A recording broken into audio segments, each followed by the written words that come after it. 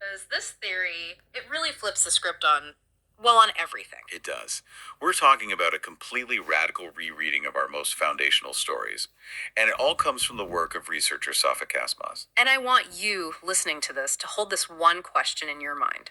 What if the creation stories, Genesis, Noah's Ark, all of it, what if they aren't about the start of the universe? What if they're actually complex social contracts, alliance laws, even sacrifice regulations, all set up by human communities thousands of years ago? That's the core idea, isn't it? It is. It proposes this unbroken 12,000-year social tradition. And it views all these sacred texts, from Göbeklitepe right up to Mesopotamian myth, not as divine messages, But as what? as sociological and legal records, continuously updated. So for this deep dive, we have to try and reread everything through that lens, through human law, through social negotiation, not cosmology. Right, and it forces you to ask a really practical question. If humans wrote these stories for other humans, what was their ultimate purpose? And the theory's answer is surprisingly mundane. It is. It was about maintaining social peace. Even if the language they used to write the rules was, universally divine.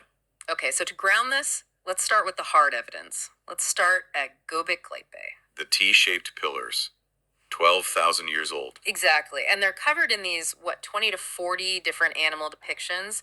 Now, classic archaeology would say these are abstract symbols, right? Clan spirits, shamanic power, that sort of thing. But Kaçmaz rejects the word symbol completely.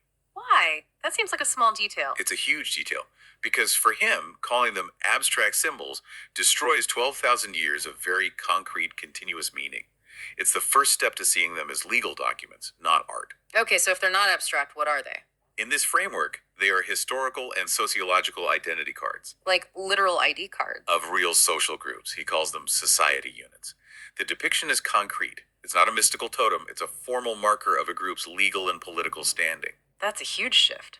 So a fox on a pillar isn't a symbol for cunning. No, it's more like a coat of arms tied to a tax code. It tells you who that group is, what their specific ritual duties are, their required method of sacrifice, and, this is crucial, their marriage laws. So Göbeklitepe isn't so much a temple as it is a physical database of treaties. A Stone Age parliament building. That's a great way to put it. An ancient constitution.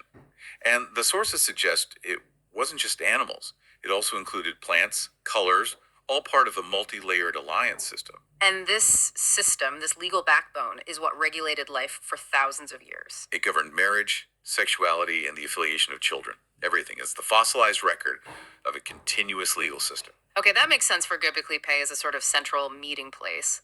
But I'm still skeptical. How do we get from these stone ID cards, these local legal markers, to something as huge and metaphysical as God created heaven and earth? That's a massive leap. The connection is in how you maintain social order over time.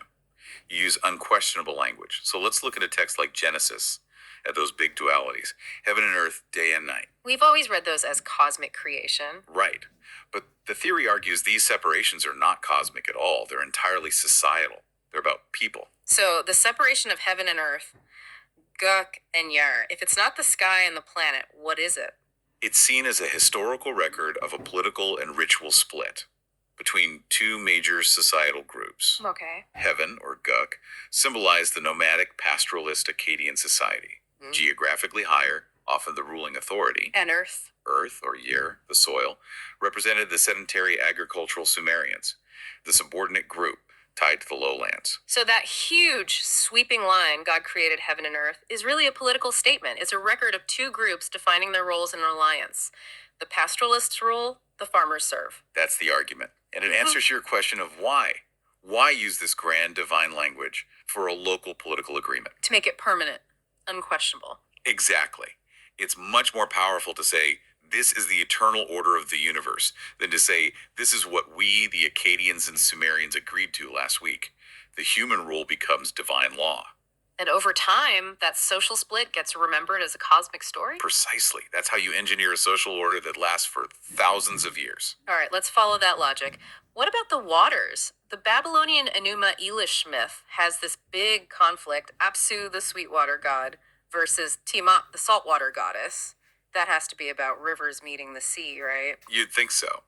But if we stick with the framework that these myths encode ritual law, We have to look past the geography. So it's not a geographical event. No, it symbolizes the different sacrifice traditions of the society units who are, fighting for dominance. Okay, you have to slow down here. Sacrifice traditions, how does that connect to sweet and salt water? Okay, so Sweetwater, the river, symbolized the Akkadian ritual.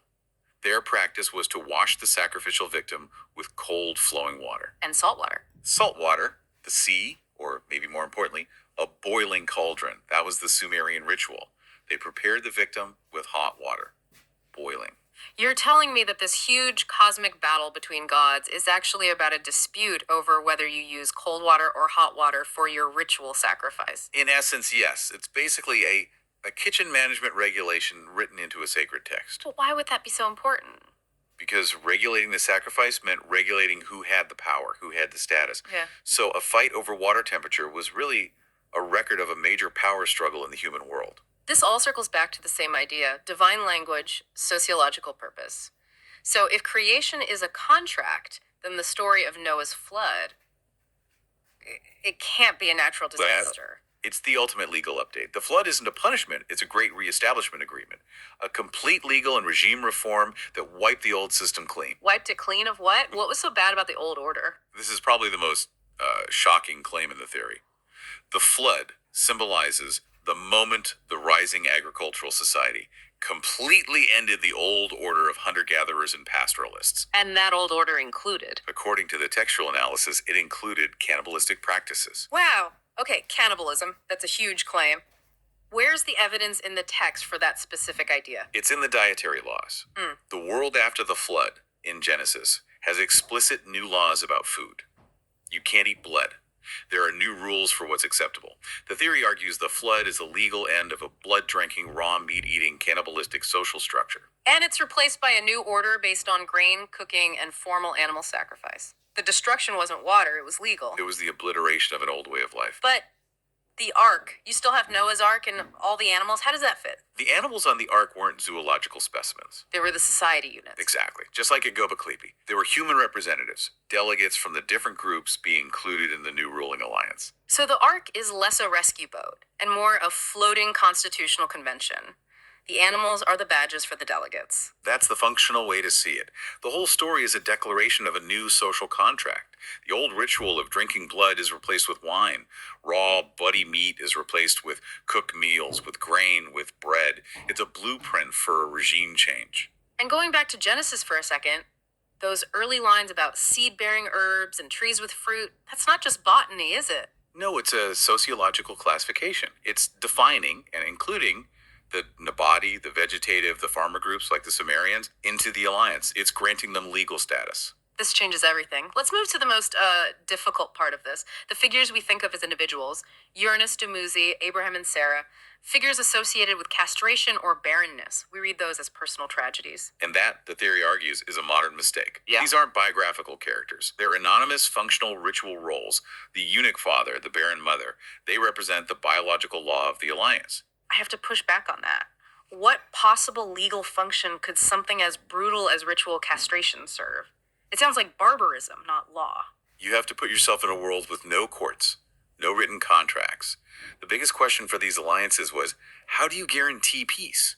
How do you guarantee that children born between two groups belong to both groups so the father's tribe can't just claim them back and start a war? The guarantee had to be absolute and visible. It had to be. It was a mechanism to secure the sharing of children. And the most permanent guarantee you can have is on the human body. So the ritual castration of the father. It removed his ability to have any more children from his own single lineage. So the children he already had now belonged irrevocably to the entire alliance. It was the price of peace. That's functionally brutal. But I can see the logic. It prevents chaos. It prevents constant warfare over lineage and resources. It was a physical signature on a legal contract. And we see hints of this in the archaeology. At places like Karahantepe and Göbeklitepe, you find reliefs of beheaded phalluses or rituals that look like castration. They're usually misinterpreted as, vague initiation rites. But here they're seen as the enforcement of this alliance law. Exactly. And if you trace that harsh legal act forward 12,000 years, where does it lead? To modern symbolic practices. Like circumcision. The theory sees circumcision as the softened symbolic echo of that ancient, harsh, legal act. It's lost its original legal function, but it's kept its ritual power as a mark of belonging. Okay, let's just try to sum this up because it is a total paradigm shift. Göbeklitepe animals are ID cards. Creation myths are political contracts, The flood is a legal reform ending cannibalism. and mythological tragedies are actually codified legal roles that guarantee the sharing of children. The implication then is that if this holds, everything we call divine is actually foundational law. It's sociology. The central driver of faith for 12,000 years wasn't a belief in God. It was the absolute necessity of human law. So the main purpose of the sacred wasn't to connect with the divine. It was to stop people from killing each other over resources and children. It was about preventing chaos. Pure social engineering, but disguised as universal divine truth. It grounds the origin of these texts completely in the human world. So, a final thought for you to chew on. If our most fundamental stories about existence are actually just practical records about ancient tribes managing resources, what does that tell you about the true nature of faith and society? It suggests that maybe the oldest function of belief was never spiritual. Maybe right from the very beginning it was purely sociological, maintaining order and preventing collapse. It makes you wonder what modern laws we follow today are just ancient social contracts we've forgotten the meaning of. A truly deep dive. That's a powerful idea to end on. Thanks for taking us through all of that.